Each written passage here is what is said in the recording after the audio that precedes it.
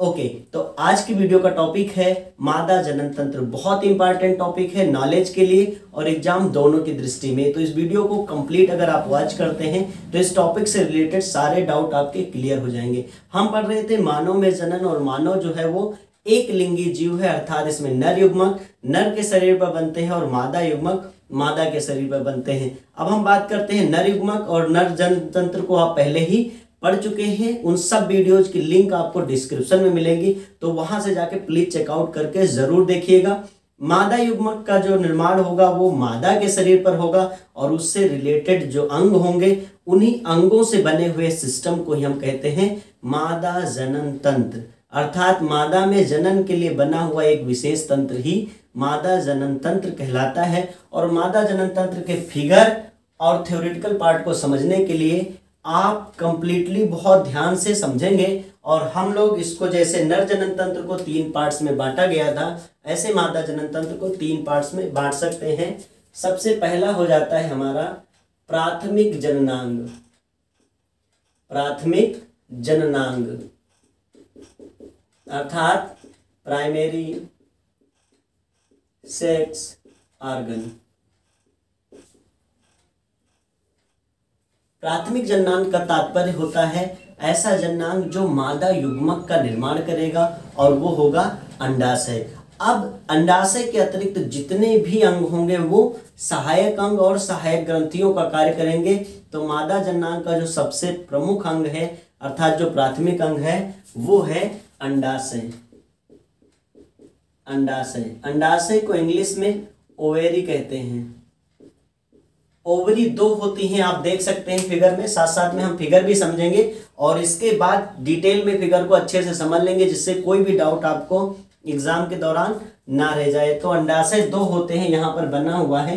ये दाई अंडाशय है और ये बाई अंडाशय। हम देख रहे हैं कि अंडाशय कितनी होती हैं, 2 होती हैं। तो मादा में एक जोड़ी लिख सकते हैं हम, एक जोड़ी किस साइज की, बादाम के आकार की, बादाम के आकार की,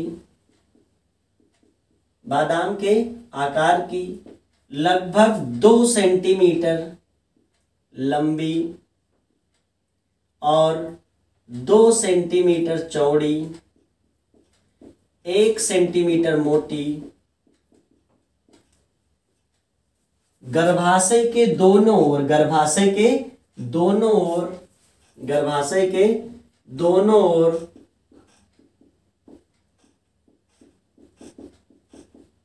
ओर उपस्थित अंडाशय पाई जाती हैं। अर्थात मादा में एक जोड़ी अर्थात 2, एक जोड़ी का अर्थ होता है 2, गर्भाशय के इधर उधर बादाम के आकार की 2 सेंटीमीटर लंबी, 2 सेंटीमीटर चौड़ी, 1 सेंटीमीटर मोटी एक संरचना पाई जाती है या एक अंग पाया जाता है जिसे अंडाशय कहते हैं। अंडाशय जो होती है उसका मुख्य कार्य क्या होता है, अंडाशय का मुख्य कार्य होता है अंडाणुओं का निर्माण करना। जैसे नर जनन तंत्र में वृषण का कार्य था शुक्राणुओं का निर्माण करना, ऐसे यही गोनाइड्स होते हैं। मादा गोनाइड्स कौन होते हैं, अंडाशय ही मादा गोनाइड्स होते हैं और इन्हीं से फीमेल गैमीट का निर्माण होता है। तो इनका मुख्य कार्य होता है अंडाणुओं का निर्माण करना, अंडाणुओं का निर्माण करना। इनसे एक विशेष प्रकार का हार्मोन भी स्रावित होता है, अंडाशय से एक विशेष प्रकार का हार्मोन भी स्रावित होता है जिसे कहा जाता है प्रोजेस्टेरॉन।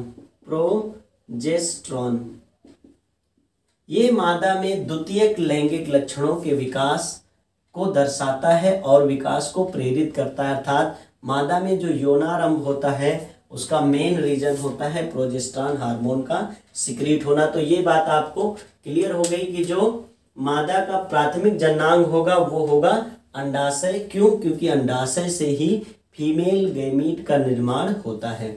अब हम अपनी दूसरी हेडिंग देखते हैं। हमारी दूसरी हेडिंग है सहायक जननांग। सहायक जननांग, सहायक जननांग अर्थात एसेसरी सेक्स ऑर्गन। वह अंग जो जनन में सहायक होते हैं सहायक जननांग कहलाते हैं। और सहायक जननांग में मुख्य रूप से आपके होते हैं आर्गन। सबसे पहला होता है अंडवाहिनी। अंडवाहिनी जिसे इंग्लिश में ओविडक्ट कहते हैं। इसे फैलोपियन ट्यूब के नाम से भी जाना जाता है। यहाँ आप देख सकते हैं ये है अंडवाहिनी, इसे फैलोपियन ट्यूब भी कहा जाता है। और ये सहायक जननांग का कार्य करती है। ये कितनी होती हैं? एक जोड़ी होती है, एक जोड़ी होती है। और अगर आप देखेंगे तो ये भी अंडाशय के इधर उधर पाई जाती हैं, अंडाशय के इधर उधर पाई जाती हैं। और इनका जो मुख्य सिरा होता है उस पर झालरदार या झालर पाई जाती है। झालर को इंग्लिश में फिम्बरी कहा जाता है। और झालर के द्वारा ही ये अंडाशय से जुड़ी होती है, अंडाशय से जुड़ी होती है, अंडाशय से जुड़ी होती है। आगे चल करके इसके पार्ट को एम्पुला कहा जाता है, जहां पर शुक्राणुओं और अंडाणुओं का मिलन होता है, जिस प्रक्रिया को निषेचन कहा जाता है। इस फिगर को, इन सभी फिगर्स को अभी हम समझेंगे, पहले थ्योरेटिकल पार्ट को समझ लेते हैं। तो ये हो गया अंडवाहिनी। दो होती हैं, नलिका रूपी होती हैं और पतली होती हैं। आगे का सिरा जो होता है वो झालरदार होता है और झालर से ही ये अंडाशय से जुड़ी होती हैं। अंडाशय से रिलीज हुआ अंडा ये जो उंगली की तरह होती हैं, ये जो फिंगरीज होती हैं, जो झालर होती हैं, वो एज अ लाइक फिंगर्स की तरह ही होती हैं। और ये उन्हीं से कैप्चर हो जाता है। ये जो ओवा यहाँ से रिलीज हुआ, ये उंगलियों की सहायता से ये कैप्चर हो जाता है और ये ओविडक्ट में पहुंच जाता है। अगली हेडिंग जो हमारी होगी वो हो जाएगा हमारा अगला सहायक अंग होता है, यहाँ लिख लेते हैं। अगला सहायक अंग अर्थात दूसरा सहायक अंग होगा गर्भाशय। गर्भाशय, इसे इंग्लिश में यूटेरस कहते हैं। ये क्या होता है? ये लगभग 7.5 सेंटीमीटर लंबा, 5 सेंटीमीटर चौड़ा और 3 सेंटीमीटर मोटा अंग होता है। ये लगभग 7.5 सेंटीमीटर लंबा, 5 सेंटीमीटर चौड़ा और 3 सेंटीमीटर मोटा अंग होता है। और ये कहाँ उपस्थित होता है? ये मूत्राशय के ऊपर, मूत्राशय के ऊपर, मूत्राशय के ऊपर पीछे की ओर, पीछे की ओर स्थित होता है। और इसी में आकर के जो फर्टिलाइज एग है वो आकर के यहीं पर प्लांट हो जाता है और भ्रूण का निर्माण होगा। उन सभी प्रक्रिया को हम लोग आगे पढ़ेंगे। तो गर्भाशय क्या होती है? लगभग 7.5 सेंटीमीटर लंबी, 5 सेंटीमीटर चौड़ी और 3 सेंटीमीटर मोटी संरचना होती है, जो कैसी होती है? शंक्वाकार होती है। कैसे आकार की होती है? शंक्वाकार होती है, अर्थात शंकु के आकार की होती है। ऐसे ऐसे संरचना ही तो है, यहाँ पे देखिए। तो ये शंकु की आकार की संरचना होती है। और इसका नीचे का जो संकरा भाग होता है, संकरा भाग जिसे ग्रीवा कहा जाता है, क्या कहा जाता है? ग्रीवा, जिसे कहा जाता है ग्रीवा, वो जाकर के योनि द्वार से या योनि में मिलता है, योनि से जुड़ता है। तो हमारी अगली हेडिंग हो जाएगी सहायक अंग की योनि। तीसरा सहायक अंग है योनि, जिसे वेजाइना कहते हैं, इंग्लिश में वेजाइना कहा जाता है। योनि जो होता है वो फीमेल सेक्स आर्गन होता है और ये योनि द्वार के द्वारा बाहर की ओर खुलता है। एक योनि के स्ट्रक्चर को आप यहाँ पर समझ सकते हैं। और योनि जो होती है वो मादा जननांग होती है, जननांग होती है, मादा जननांग होती है। यह एक 7.5 से 10 सेंटीमीटर लंबी, 7.5 से 10 सेंटीमीटर लंबी, यहां लिख देते हैं, समझ आ जाना चाहिए आपको। 7.5 से 10 सेंटीमीटर लंबी, अत्यधिक सिकुड़ने और अत्यधिक सिकुड़ने और फैलने वाली नाल होती है जिसमें मैथुन क्रिया के समय नर लिंग अर्थात पेनिस, नर पेनिस प्रवेश करता है। ये जो नाल होती है वो काफी लचीली होती है। ये आप देख सकते हैं वजाइना, ये काफी लचीली होती है, मांसल होती है अर्थात मांसपेशियों से बनी होती है, काफी लचीली होती है अर्थात इसमें क्षमता होती है सिकुड़ने और फैलने की। मैथुन क्रिया के समय इसमें जो नर लिंग है वो प्रवेश करता है और जो नर का शुक्राणु है यहीं पर रिलीज हो जाता है। तो योनि मैथुन क्रिया में सहायक होती है और इसके जो कंप्लीट पार्ट्स जो बाह्य जननांग होते हैं उनको हम भग कहते हैं। अर्थात जो अगली हमारी हेडिंग हो जाएगी, चौथी हेडिंग, वो हो जाएगी भग। उल्वा कहा जाता है, भग को क्या कहा जाता है? उल्वा कहा जाता है। और ये कंप्लीट होते हैं, भग जो होता है वो योनि द्वार और जितने भी मतलब बाह्य जननांग है स्त्री के, उनको कंप्लीट या सामूहिक रूप से क्या कहा जाता है? भग कहा जाता है। और भग में मुख्य रूप से भग की संरचना को समझा देते हैं, फिर आपको बताते हैं। तो जो भग होता है वो फीमेल का बाह्य अंग जितने भी हैं उनको सामूहिक रूप से भग बोला जाता है। जिसमें सबसे पहली संरचना आप अगर देखेंगे तो सबसे पहली संरचना होती है जघन उत्थान। जघन उत्थान एक उभरा हुआ गद्दी की तरह, यहाँ लिख भी देते हैं, सबसे पहला भाग होगा, स्मॉल लेकर के लिख देते हैं, जघन उत्थान। यह उभरा हुआ गद्दी के समान ऊंचा फूला हुआ भाग होता है।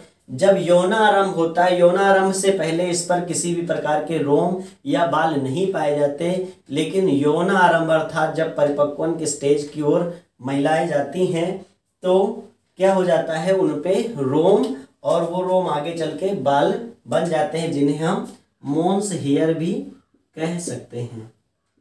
मोन्स हेयर भी कह सकते हैं। यहाँ पर बहुत सारे बाल पाए जाते हैं। ये ऊपरी सिरा होता है जो कि काफी ऊंचा और फूला हुआ मुलायम भाग होता है और इसके निचले सिरे में स्थित होती है क्या भग स्थित होती है। और भग का जो सबसे बाहरी होता है सिरा उसको कहा जाता है दीर्घ ओष्ठ। क्या कहा जाता है? दीर्घ ओष्ठ। दीर्घ ओष्ठ जिसे इंग्लिश में कहा जाता है लेबिया मेजोरा। लेबिया मेजोरा ये सबसे बाहर मांसल खड़ी भंज होती है। ये मांसल अर्थात मांसपेशियों से बनी और खड़ी भंज होती है। ये दो होते हैं, एक इस साइड में और एक इस साइड में। इनका जो आंतरिक सिरा होता है वो तो बहुत ही चिकना होगा, लेकिन बाहरी सिरे पर इनके बाल उपस्थित होते हैं। तो ये हो गया दीर्घोष्ठ। और अगला हो जाएगा हमारा, अगला हो जाएगा टॉपिक लघु ओष्ठ। क्या हो जाएगा? अगला सहायक अंग है लघु ओष्ठ। लघु ओष्ठ को कहा जाता है लेबिया माइनोरा। लेबिया माइनोरा कहाँ पाया जाता है? दीर्घ ओष्ठ से अंदर की ओर, दीर्घ ओष्ठ से अंदर की ओर पाया जाता है लघु ओष्ठ। और लघु ओष्ठ पर बाल या रोम नहीं पाए जाते। ये काफी मुलायम मांसल होता है और इसके जो आंतरिक सिरे होते हैं या आंतरिक स्तर होता है उस पर बहुत सारी तेल, स्वेद और वसा ग्रंथियां उपस्थित होती हैं या वसा उपस्थित होती है, जिस कारण ये काफी चिकनी होती है और ये हेल्प करती है ताकि घर्षण को कम किया जा सके। मैथुन क्रिया के दौरान होने वाले घर्षण को कम करने के लिए इसकी जो सतह होती है वो काफी चिकनी और मुलायम होती है। चिकनी और मुलायम होती है। इसकी संरचना जो होती है वो चिकनी और मुलायम होती है। और इसी के ऊपर लघु ओष्ठ से पढ़ रहे थे, लघु ओष्ठ के बाद हम अगली हेडिंग डाल लेते हैं सी के बाद डी। आप समझ जाइएगा इसी में। तो डी हो जाएगा प्रकोष्ठ। डी हो जाएगा प्रकोष्ठ, वेस्टिबुली बोलते हैं इसको इंग्लिश में। वेस्टिबुली। वेस्टिबुली ये सिरा है, यहां से ये जो सिरा है ये था दीर्घ ओष्ठ और ये है लघु ओष्ठ, और इसके अंदर के सिरे को ही कहा जाता है प्रकोष्ठ। और प्रकोष्ठ एक भाग होता है, या हम कह सकते हैं एक स्ट्रक्चर होता है जिसके अंदर दो मुख्य अंग उपस्थित होते हैं, दो मुख्य छिद्र उपस्थित होते हैं। प्रकोष्ठ के अंदर ही दो मुख्य छिद्र उपस्थित होते हैं, एक है योनि द्वार और दूसरा है मूत्र मार्ग। प्रकोष्ठ के अंदर ही दोनों द्वार उपस्थित होते हैं, एक मूत्र मार्ग है और दूसरा है योनि द्वार। ये है योनि द्वार और इसी से योनि बाहर की ओर खुलती है। ये द्वार काफी हेल्पफुल होता है, इसके थ्रू ही जो पेनिस है वो अंदर की ओर प्रवेश होता है, तो ये योनि द्वार का काम होता है। और मूत्र मार्ग से मूत्र सिक्रीट होता है। अब बात करते हैं अगली, यहीं पर ही उपस्थित होती है सहायक ग्रंथियां। हमारी जो अगली हेडिंग होने वाली है सहायक ग्रंथियां वो उपस्थित है, जिसे कहा जाता है बार्थोलिन्स ग्लैंड। ये सहायक ग्रंथि का कार्य करती है और ये बहुत हेल्पफुल होती है, इससे बहुत ही चिकना पदार्थ निकलता है। जो बार्थोलिन ग्लैंड है इससे बहुत ही लुब्रिकेंट निकलता है, बहुत ही चिकना पदार्थ निकलता है, जो कि मैथुन क्रिया के दौरान हेल्प करता है और हमेशा योनि द्वार को गीला बनाए रखता है, जिससे चल करके जब भी मैथुन क्रिया हो तो उसमें घर्षण बहुत ही कम हो सके। योनि में ही पाया जाता है एक विशेष प्रकार का बैक्टीरिया, यहाँ बता देते हैं योनि जहाँ हमने पढ़ा था ये, इसमें एक विशेष प्रकार का बैक्टीरिया पाया जाता है जैसे लैक्टोबैसिलाई, क्या नाम है, लैक्टोबैसिलाई। ये क्या करते हैं, ये जो इसका ग्लाइकोजन होता है उसको कार्बोनिक अम्ल में क्या कर देते हैं, अपघटित कर देते हैं, जिस कारण जो योनि द्वार होता है उसके अंदर का मार्ग यानी वेजाइनल जो पार्ट होता है वो कैसा हो जाता है, एसिडिक हो जाता है। और एसिडिक होना जो हेल्पफुल होता है, जिससे योनि में किसी भी प्रकार का संक्रमण नहीं हो पाता है। लेकिन यह खतरा होता है शुक्राणुओं के लिए, अर्थात अगर वीर जो है वो क्षारीय अगर नहीं होता, क्योंकि वीर जो होता है वो क्षारीय होता है और जो क्षार होता है वो अम्ल के प्रभाव को नष्ट कर देता है, तो अगर क्षारीय नहीं होता तो शुक्राणु भी इसी में डेड कर जाते। तो ये हेल्पफुल होता है, संक्रमण से बचाता है, लेकिन ये खतरे का निशान होता है या खतरा होता है किसके लिए, शुक्राणुओं के लिए, क्योंकि वीर होता है क्षारीय तो वो इसके प्रभाव को नष्ट कर देता है और अंदर की ओर वीर प्रवेश कर जाता है। तो ये पार्ट हो गया भग का। भग में मुख्य रूप से हमने कहा कौन कौन से पार्ट पाए जाते हैं, जघन उत्थान पाए जाते हैं, ये काफी फूला हुआ भाग होता है जिसमें यौनारंभ के पश्चात छोटे छोटे रोम्स और वो बड़े बाल के रूप में विकसित हो जाते हैं। फिर अगला है दीर्घोष्ठ जो कि मांसल होता है ना, और खड़े होते हैं और दोनों तरफ होते हैं, इनके बाहर साइड की तरफ बाल पाए जाते हैं। अंदर का भाग बहुत ही चिकना होता है। जो लघुहोष्ठ होते हैं उसमें तेल और श्वेत ग्रंथियां उपस्थित होती हैं, जो कि मार्ग को पूरी तरीके से चिकना बनाने का प्रयास करती हैं। साथ साथ में एक विशेष ग्लैंड यहीं पर पाई जाती है, प्रगाढ़ीय ग्रंथि कहते हैं, जो कि लुब्रिकेंट का सिक्रीशन करती है और वो लुब्रिकेंट योनि मार्ग को बहुत ही चिकना बनाए रखता है। अगला हम लोग की हेडिंग जो है, ये हमारी पहली हेडिंग थी, इसको हम कैपिटल ए कर देते हैं और इस हेडिंग को हम कर दिए कैपिटल बी, और कैपिटल सी हेडिंग हमारी होगी, कैपिटल सी हो जाएगी सहायक जनन ग्रंथियां,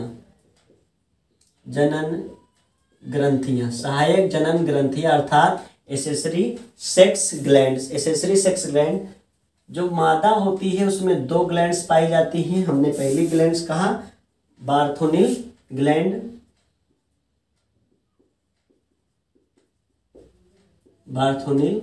ग्लैंड और दूसरी होती है स्तन ग्रंथियां। दूसरी क्या है, स्तन ग्रंथि।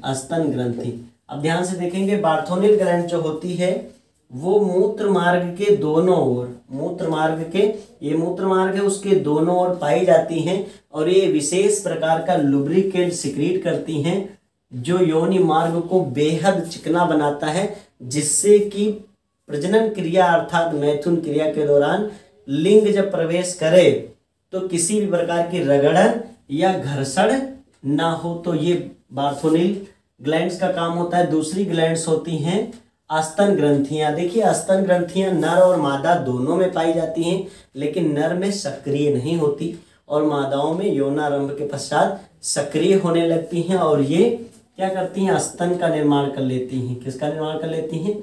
स्तन का निर्माण कर लेती हैं। ये काफ़ी फूला हुआ भाग होता है क्योंकि